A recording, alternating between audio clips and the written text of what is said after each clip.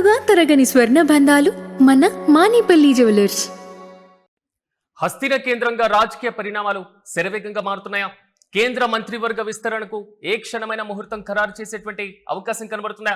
5 రాష్ట్రాల అసెంబ్లీ ఎన్నికలు, మరి ముఖ్యంగా వచ్చే లోక్సభ ఎన్నికలే ప్రధాన టార్గెట్ గా కేబినెట్ లో మార్పులు చేర్పులు ఉండబోతున్నాయనేటువంటి చర్చ ఢిల్లీ వర్గాల్లో వినిపిస్తున్నాయి.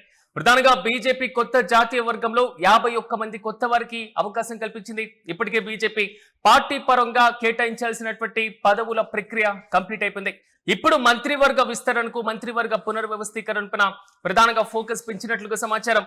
ఈసారి కేబినెట్ లో యువత, కొత్త వారికి ప్రాధాన్యత ఇచ్చేటువంటి యోచనలో ఎన్డీఏ కూటమి కనబడుతున్నాయి. ప్రధానంగా జంజీ తరాన్ని ప్రోత్సహించడంతో పాటుగా కేబినెట్ లో యువతకు ఎక్కువగా పదవులు కట్టబెట్టడం ద్వారా ఒక బలమైనటువంటి సంకేతాలను యూత్ లో, మరి ముఖ్యంగా జంజీ తరానికి పంపొచ్చు అనేటువంటి ఆలోచనలో బీజేపీ అధిష్టానం కనబడుతుంది.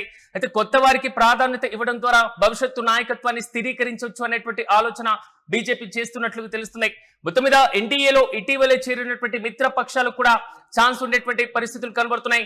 ఒకవైపు రాఘవ్ చద్దా నేతృత్వంలో ఉన్నటువంటి ఆమ్ ఆద్మీ పార్టీ తిరుగుబాటు వర్గం మొత్తం కూడా బీజేపీలో విలీనం కావడం, మరోవైపు మహారాష్ట్ర రాజకీయ పార్టీల నుంచి వరుసగా పెరిగినటువంటి ప్రాతినిధ్యం, ఈ మొత్తాన్ని బేరీజు వేసుకున్న తర్వాత ఖచ్చితంగా మంత్రివర్గ విస్తరణలో మిత్ర పక్షాలకు, ఎన్డీఏ ప్రభుత్వానికి సపోర్ట్ చేస్తున్నటువంటి ఎంపీలకు అగ్ర తాంబూలం ఇచ్చేటువంటి అవకాశాలు కనబడుతున్నాయి. మరోవైపు తెలుగు రాష్ట్రాల నుంచి తెరపైకి పలువురు నాయకుల పేర్లు కూడా వినబడుతున్నాయి. ప్రధానంగా ఆంధ్రప్రదేశ్ లో జనసేన నుంచి ఎంపీ వల్లభనేని బాలశౌరి పేరు ప్రచారంలో కనబడుతున్నాయి. మరోవైపు తెలుగుదేశం పార్టీకి మరో మంత్రి పదవి దక్కుతుందనేటువంటి చర్చ కూడా సాగుతున్నాయి. మొత్తం మీద తెలంగాణ నుంచి మహిళా కోటాలో డీకే అరుణకు పుష్కలంగా అవకాశాలు ఉన్నాయనేటువంటి ప్రచారం జరుగుతున్నాయి. ఇక ఎంపీలు లక్ష్మణ్ తో పాటుగా ఈటెల రాజేందర్, ధర్మపురి పేర్లు కూడా తెర మీదకి వస్తున్నాయి. మొత్తం మీద కేంద్ర కేబినెట్ విస్తరణలో మంత్రి పదవి దక్కేది ఎవరికి కేబినెట్ లో అవకాశాన్ని కల్పించబోతున్నారు? మిత్ర పక్షాలకు ఎంతవరకు ప్రాధాన్యత ఇచ్చేటువంటి ఛాన్సెస్ కనబడుతున్నాయి? వీటితో పాటుగా పూర్తి స్థాయిలో కేబినెట్ విస్తరణ పైన ఏ సామాజిక వర్గాలకు ఎక్కువ ప్రాధాన్యత పాటుగా ఏదైతే రాబోతున్నటువంటి అసెంబ్లీ ఎన్నికలను బేరీజు వేసుకున్న తర్వాత 6 రాష్ట్రాల అసెంబ్లీ ఎన్నికలు జరిగేటువంటి రాష్ట్రాలకు అత్యధికమైనటువంటి ప్రాతినిధ్యాన్ని కల్పించాలి అనేటువంటి ఆలోచన బీజేపీ అధిష్టానం చేస్తున్నట్లుగా తెలుస్తున్నాయి. ఇలాంటి సందర్భంలోనే ఎన్డీఏ కూటమిలో అతిపెద్ద భాగస్వామి పార్టీగా ఉన్నటువంటి తెలుగుదేశం పార్టీ తరఫున ఈసారి కేంద్ర కేబినెట్ లో చేరేదెవరు? మరోవైపు జనసేన నుంచి బాలశౌరి పేరు ప్రముఖంగా వినబడుతుంటే తెలంగాణ నుంచి ప్రాతినిధ్యం పెరిగేటువంటి ఛాన్స్ ఉంటున్నా, లేదా ఉన్నటి వారిని ఎవరైనా పక్కన పెట్టేటువంటి పరిస్థితులు ఏమైనా కనబడుతున్నాయా? మొత్తం మీద కేంద్ర కేబినెట్ లో 40కి పైగా కొత్త ముఖాలకు అవకాశం కల్పిస్తారనేటువంటి ప్రచారం మాత్రం హస్తిన రాజకీయాలు ఒక్కసారిగా చక్కలు కొడుతుంది. అయితే కేబినెట్ పునర్వ్యవస్థీకరణపై మరింత సమాచారం మా ప్రతినిధి కిరణ్ అడిగి తెలుసుకుందాం. కిరణ్, చెప్పండి, మంత్రివర్గ విస్తరణకు శరవేగంగా అడుగులు పడుతున్నాయి. ఏ క్షణమైన కేబినెట్ విస్తరణ ఉండేటువంటి ఛాన్స్ ఉండొచ్చు అనేటువంటి ఊహాగానాలు వినబడుతున్నాయి. సో ఎప్పటి వరకు మంత్రివర్గ విస్తరణ ఉండేటువంటి అవకాశాలు కనబడుతున్నాయి? రీసెంట్ అప్డేట్స్ ఏంటి? సిరాజ్, ఏ క్షణంలో అయినా కేంద్ర కేబినెట్ విస్తరించే అవకాశం ఉందని మనకు ఢిల్లీ నుంచి సమాచారం అందుతుంది. కేంద్ర కేబినెట్ పునర్వ్యవస్థీకరణ జరిగే అవకాశం ఉంది. దాదాపు 30 నుంచి 35 మంది కొత్త మంత్రులు మోడీ కేబినెట్ లోకి వచ్చే అవకాశాలు ఉన్నాయంటూ జోరుగా ప్రచారం జరుగుతుంది. గరిష్టంగా మోడీ కేబినెట్ లో 81 మంది మంత్రులు ఉండొచ్చు. ప్రస్తుతానికి 69 మంది మంత్రులు ఉన్నారు. మరో 12 మంది కొత్త మంత్రులకు అవకాశం ఉంది. ఇటు దాదాపు 20 నుంచి 27 మందిని కేబినెట్ పునర్వ్యవస్థీకరణలో మార్పులు చేర్పులు జరిగే అవకాశం ఉంది. దాదాపు 5 రాష్ట్రాల్లో 2027లో 5 రాష్ట్రాల ఎన్నికలు జరగనున్నాయి. ఇందులో యూపీ, పంజాబ్, గోవా, గుజరాత్, హిమాచల్ ప్రదేశ్ లాంటి రాష్ట్రాల నుంచి కొత్తగా కేబినెట్ లోకి మంత్రులు తీసుకునే అవకాశం ఉంది. రాబోయే ఎన్నికలనే దృష్టి పెట్టుకొని ఇప్పటికే జాతీయ కార్యవర్గంలో బీజేపీ మార్పులు చేసింది. మరోపక్క కేంద్ర పార్లమెంటరీ బోర్డు, బీజేపీ పార్లమెంటరీ బోర్డులో కూడా మార్పులు చేర్పులు చేస్తుంది. సంస్థాగతంగా బీజేపీలో మార్పులు చేర్పులకు సిద్ధమవుతుంది. ఎందుకంటే జంజీ తరం, ఇటీవల జరిగిన కాక్రోచ్ ఉద్యమాలు, ఏవైతే మోడీ ప్రభ తగ్గుతుంది, ఉత్తర భారతదేశంలో మోడీ హవా తగ్గుతుంది. బీహార్ లాంటి రాష్ట్రాల్లో, జార్ఖండ్ లాంటి రాష్ట్రాల్లో జంజీ ఉద్యమాలు, పరీక్ష పేపర్ ఉద్యమాలు, నేరుగా పోలీసులకు, విద్యార్థులకు జరిగిన ఘర్షణలు, వీటినన్నింటినీ పరిగణలోకి తీసుకున్న మోడీ కేబినెట్ దాదాపు 20 నుంచి 25 మందిని మార్పులు చేర్పులు చేసే అవకాశం ఉంది. వారికి శాఖలు మారుస్తారా? ఎన్నికలు జరిగే రాష్ట్రాలకు దాదాపు 6 నుంచి 7 రాష్ట్రాల్లో ఎన్నికలు జరిగే అవకాశం ఉంది. మొదటి విడత 5 రాష్ట్రాలకు ఎన్నికలు జరుగుతాయి. 2027 రెండో హాఫ్లో నవంబర్ డిసెంబర్ లో గుజరాత్, హిమాచల్ ప్రదేశ్ రాష్ట్రాలకు ఎన్నికలు జరిగే అవకాశం ఉంది. ఈ నేపథ్యంలో భాగంగా వచ్చే అసెంబ్లీ ఎన్నికలే టార్గెట్ గా బీజేపీ కేంద్ర కేబినెట్ లో మార్పులు చేస్తుంది. ఇప్పటికే 3 మంత్రులు రాజీనామా చేశారు. మరో 12 మంత్రి పదవులు ఖాళీగా ఉన్నాయి. మరో 20 నుంచి 25 మందిని కేబినెట్ నుంచి తప్పించి వారికి పార్టీ బాధ్యతలు అప్పచెప్తారనే ప్రచారం జోరందుతుంది. మరికొంతమందికి నవంబర్ నెలలో రాజ్యసభ పదవీ కాలం ముగిసే మంత్రులు కూడా 3 నుంచి 4 ఉన్నారు.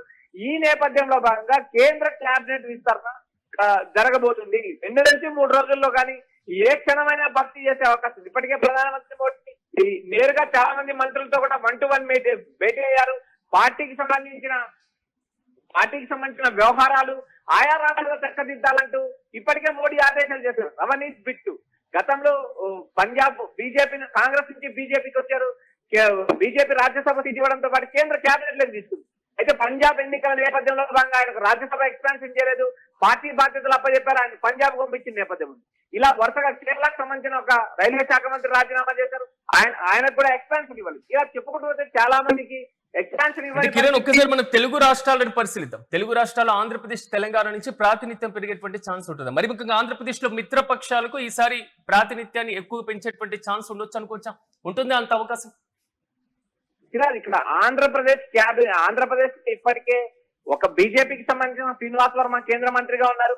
టీడీపీ నుంచి రామ్మోహన్ నాయుడు, మరో పక్క పెమ్మసాని చంద్రశేఖర్, వీరు 3 మంత్రులుగా ఉన్నారు.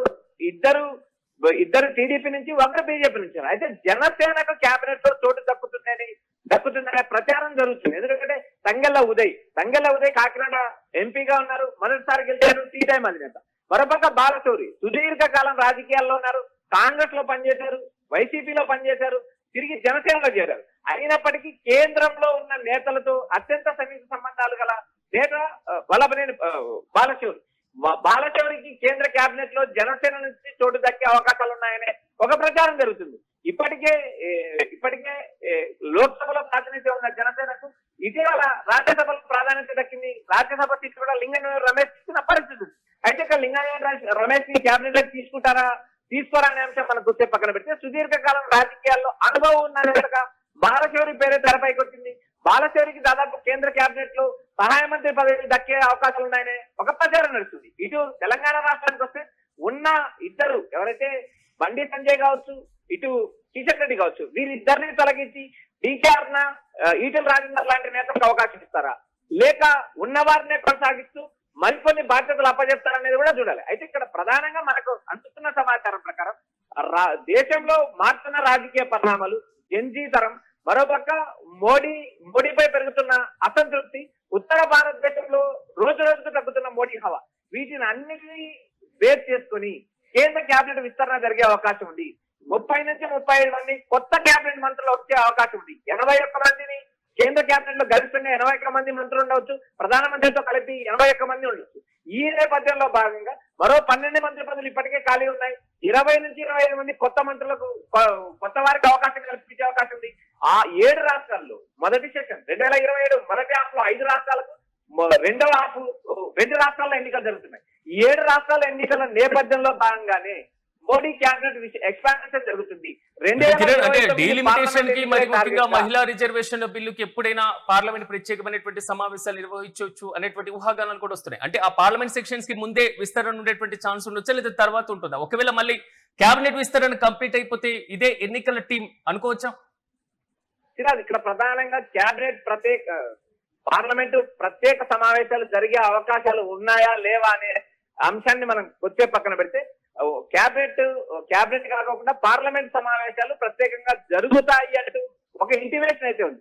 కానీ ఇక్కడ ప్రధానంగా డిఎంకే మద్దతు ఇస్తే తప్పితే డీలిమిటేషన్ బిల్లు కానీ జమిలీ ఎన్నికల బిల్లు కానీ ఆమోదించే అవకాశాలు దాదాపు లేవు. ఇప్పటికే తమిళనాడు అసెంబ్లీ తీర్మానం చేసి పంపించింది. ఆ తీర్మానానికి వ్యతిరేకంగానే, డీలిమిటేషన్ కు వ్యతిరేకంగానే 25 ఏళ్ల పాటు లోక్సభ సీట్లు, రాజ్యసభ సీట్లు ఫ్రీజ్ చేయాలంటూ డిఎంకేతో పాటు ఇటు టీవీకే కోరిన నేపథ్యం, అన్నా డిఎంకే కోరిన నేపథ్యం. అయితే ఇక్కడ ప్రధానంగా డిఎంకే డిమాండ్ నే కాంగ్రెస్ అనుసరించింది. 25 ఏళ్ల పాటు లోక్సభ సీట్లు ఫ్రీజ్ చేయాలంటూ డిమాండ్ చేస్తుంది. అయితే ఇక్కడ వీటిని అన్నిటినీ పరిగణలోకి తీసుకుని మహిళా బిల్లు, ఇప్పటికే రిజర్వేషన్ మహిళా బిల్లు ఎప్పుడో ఆమోదం పొందింది, కానీ అమలు చేయడానికి చిత్తశుద్ధితో లేవంటూ ప్రభుత్వాలు ఇప్పటికీ విమర్శలు కురిపించే పరిస్థితి. ప్రస్తుతం మనకు అందుతున్న సమాచారం పార్లమెంట్ ఎక్స్పాన్షన్ కేంద్ర కేబినెట్ ఎక్స్పాన్షన్ జరిగే అవకాశం ఉంది. పార్లమెంట్ ప్రత్యేక సమావేశాలు నిర్వహించే అవకాశం దాదాపు లేదనే సమాచారం ఇస్తుంది. ఎందుకంటే ఇక్కడ ఇండియా కూటమిలో బలంగా పార్టీలు అడ్డుకోవడం, డీలిమిటేషన్ తో పాటు జమిలిపీలు అడ్డుకోవడానికి ప్రయత్నాలు చేయడం, గత 2 పార్లమెంట్ సెషన్ నుంచి ప్రతిపక్ష ఇండియా బ్లాక్ మోడీపై ఆధిపత్యం సాధించడంతో ఒకంత మోడీ ప్రభుత్వం కూడా డిఫెన్స్ లో పడిందనే సమాచారం వినిపిస్తుంది. ఈ నేపథ్యంలో భాగంగా రాబోయే 2 ఆప్లు 2027 మొదటి 2వ సెషన్స్ లో జరగబోయే 7 రాష్ట్రాల ఎన్నికలే టార్గెట్ గా బీజేపీ కేంద్ర కేబినెట్ లోకి 30 నుంచి 35 మంది కొత్త వారిని తీసుకుంటుంది అనే ప్రచారం జరుగుతుంది. Yes right Kiran, thank you. మొత్తం మీద ఏ క్షణంలోనైనా కేంద్ర మంత్రివర్గ పునర్వ్యవస్థీకరణ జరిగేటువంటి అవకాశాలు కనబడుతున్నాయి. ఎన్నికలు జరిగేటువంటి రాష్ట్రాలకు అగ్రతాంబూలం ఇచ్చేటువంటి అవకాశాన్ని ఎన్డీఏ ప్రభుత్వం పరిశీలిస్తున్నాయి. వచ్చే లోక్సభ ఎన్నికలే టార్గెట్ గా ఈ విస్తరణ ఉండేటువంటి ఛాన్స్ ఉండొచ్చు. ప్రధానంగా ఎన్నికల టీంను ఏర్పాటు చేసే దిశగా మోదీ షా ద్వయం అడుగులు వేస్తున్నారు. బీజేపీ కొత్త జాతీయ కార్యవర్గాన్ని కూడా ఇప్పటికే ఏర్పాటు చేసినటువంటి వైనాన్ని మనం చూసాం. 51 మందితో కొత్త మందికి అవకాశాన్ని కూడా కల్పించింది కార్యవర్గంలో. సో పార్టీ పరంగా పదవులు అయితే కంప్లీట్ అయిపోయినాయి. ఇక ప్రభుత్వ పరంగా మంత్రివర్గంలో కీలక మార్పులు చేర్పులు చేయడంతో పాటుగా యువతకు కీలకమైనటువంటి ప్రాతినిధ్యాన్ని కల్పించడం, కొత్త వారికి ఎక్కువగా ఛాన్స్ ఇచ్చేటువంటి యోచనలో బీజేపీ అధిష్టానం కనబడుతున్నాయి. ఇటీవలే చేరినటువంటి మిత్ర పక్షాలకు కూడా అవకాశం ఉంటుంది అనేటువంటి చర్చ కూడా సాగుతున్నాయి. మరోవైపు ఇప్పటికే మిత్ర పక్షాలకు ఉన్నటువంటి వివిధ రాజకీయ పార్టీలకు కేబినెట్ విస్తరణలో ప్రాతినిధ్యాన్ని పెంచడం, ఇక రాఘవ్ చద్దా నేతృత్వంలో వచ్చినటువంటి ఆమ్ ఆద్మీ పార్టీ తిరుగుబాటు దళం విలీనం ప్రక్రియ, ఈ మొత్తం అంశాలను బేరీజు వేసుకొని సో వారికి కూడా కేబినెట్ లో ప్రాతినిధ్యం కల్పించడంతో పాటుగా మహారాష్ట్ర రాజకీయాల్లో వచ్చినటువంటి వరుస చీలికలను కూడా సో కొంతవరకు అనుకూలంగా మలుచుకున్నటువంటి బీజేపీ అక్కడ కూడా ప్రాతినిధ్యాన్ని మరింత పెంచేటువంటి అవకాశాలు కనబడుతున్నాయి. ఒకటి, ఎన్నికలు జరిగేటువంటి రాష్ట్రాలను టార్గెట్ గా చేసుకొని విస్తరణలో ప్రాతినిధ్యాన్ని పెంచడం. 2, కీలకంగా యువతకు మరి కొన్ని సామాజిక వర్గాలకు అగ్రతాంబూలం ఇచ్చేటువంటి ఆలోచనలు ఉన్నట్లుగా తెలుస్తున్నాయి. అయితే తెలుగు రాష్ట్రాల నుంచి తెర మీదకి అనేక పేర్లు కూడా ప్రముఖంగా వినపడుతున్నాయి. జనసేన నుంచి ఎంపీ బాలశౌరి పేరు ప్రచారంలో కనబడుతున్నటువంటి వైనాన్ని మనం చూస్తున్నాం. ఇక తెలుగుదేశం పార్టీకి మరో మంత్రి పదవి దక్కుతుంది అనేటువంటి ఊహాగానాలు కూడా వ్యక్తమవుతున్నాయి. ఇక తెలంగాణ నుంచి మహిళా కోటాలో డీకే అరుణకు అత్యధికంగా ఛాన్స్ ఉంది అనేటువంటి ప్రచారం అయితే సాగుతున్నాయి. ఇక ఎంపీలు ఈటలతో పాటుగా లక్ష్మణ్, ధర్మపురి పేర్లు కూడా తెర మీదకి వస్తున్నాయి. బీసీ సామాజిక వర్గానికి తెలంగాణలో మంత్రి పదవి కట్టబెడితే ఆల్రెడీ ఉన్నటువంటి సామాజిక వర్గాన్ని మనం పక్కన పెట్టేటువంటి పరిస్థితులు కనబడుతున్నాయా, లేదా ప్రాతినిధ్యాన్ని పెంచేటువంటి ఆలోచన మనకు కనబడుతుందా? మిషన్ తెలంగాణ దిశగా అడుగులు వేయాలి అనేటువంటి వ్యూహాలు రచిస్తున్నటువంటి బీజేపీ కేంద్ర కేబినెట్ లో ఎంతవరకు ఛాన్స్ ఇచ్చేటువంటి పరిస్థితులు కనబడుతున్నాయి. ఈ మొత్తాన్ని బేరీజు వేసుకున్న తర్వాత మహిళా రిజర్వేషన్ల బిల్లు చాలా కీలకంగా మారుతుంది కాబట్టి కేబినెట్ లో మహిళలకు కూడా అత్యధిక స్థానాలు కేటాయించాలి అనేటువంటి ఆలోచనలు ఎన్డీఏ కూటమి కనబడుతుంది. చూడాలి కేబినెట్ విస్తరణలో కొత్త ముఖాలు ఎవరెవరికి ప్రాతినిధ్యాన్ని కల్పించబోతున్నారు, ఉన్నటువంటి వారిలో ఉద్వాసన పలికేటువంటి పరిస్థితులు ఎవరెవరికి కనబడుతున్నాయి. సో తెలుగు రాష్ట్రాల నుంచి కేంద్ర మంత్రులుగా అవుతున్నటువంటి వారి లిస్ట్ ఏ విధంగా ఉండేటువంటి ఛాన్స్ ఉంటుంది అనేటువంటి ఉత్కంఠ అయితే కొనసాగుతున్నాయి.